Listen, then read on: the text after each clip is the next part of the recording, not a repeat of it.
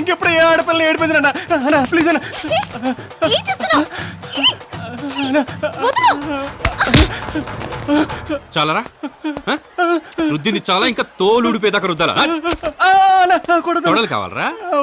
Leg పీసులు కావాలా? ఇంకెప్పుడు చేయనా? మస్తాన్ మటన్ షాప్కి వెళ్ళి 2 కిలోల లెగ్ పీసులు కొనుక్కొని పులుసు పెట్టుకొని తిర్రా.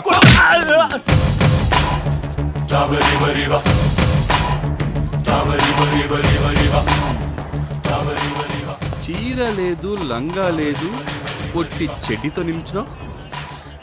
ఇది షార్ట్స్. ఏయ్, మీకది షార్ట్స్, మాకది చెడ్డి. అవును, పైన పైటా లేదు, జాకెట్టు లేదు, పొట్టి బ్రాతో నిల్చున్నావు. ఇది స్లీవ్లెస్. ఏయ్, మీకది స్లీవ్లెస్, మాకది బ్రా. చంకల్ని గాలి కుదిరేయడం, బొడ్డుకి రింగ్ తగిలించడం, తొడల్లో ఆర్ట్ గీయడం. ఆర్ట్ ఇదేమన్నా ఎగ్జిబిషన్ అనుకున్నావా? సూపర్ అన్నా.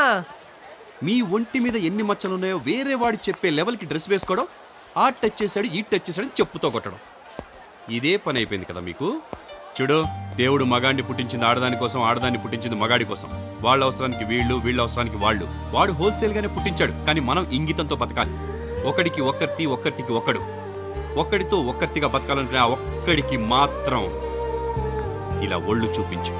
ఇలా ఊరు మొత్తం చూపించావనుకో, అప్పుడు ఊర్లో ఉన్న కుర్రాళ్ళు మొత్తం నీతో ఉండాలనుకుంటారమ్మా. కోర్టులో నేను కూడా ఇలా వాదించలేదయ్యా. నువ్వు కోర్టుకి వెళ్ళినప్పుడు ఇలా చూడు, నువ్వు అమ్మాయిల లక్షణంగా పట్టు చీర కట్టుకుని బయటకు వచ్చావనుకో, ప్రతి మగాడు నిన్ను మహాలక్ష్మి అనుకుని చేతులెత్తి దండం పెడతాడు. వెళ్ళు.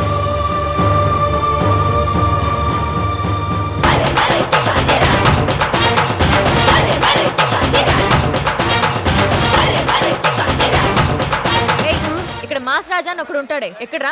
ఏంటే మాస్ రాజా అని ఒక్కడా? మరి వాడేమన్నా 10 మందా? పిలవరా వాణ్ణి. రాజా అన్నా అన్నా అటు వెళ్ళొద్దన్నా.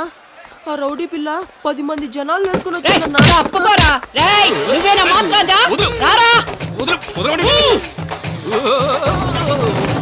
ఎక్కడికి తీసుకెళ్తావు?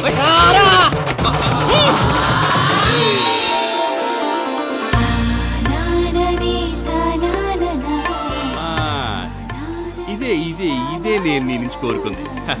ఇప్పుడు నువ్వు అమ్మాయిలాగా సాంప్రదాయంగా ఉన్నావు. అవును, ఏదో లంగాలని ఓణీలని మా చెల్లి దగ్గర వివరాలు అడిగావంట. చెల్లెలా? అవును,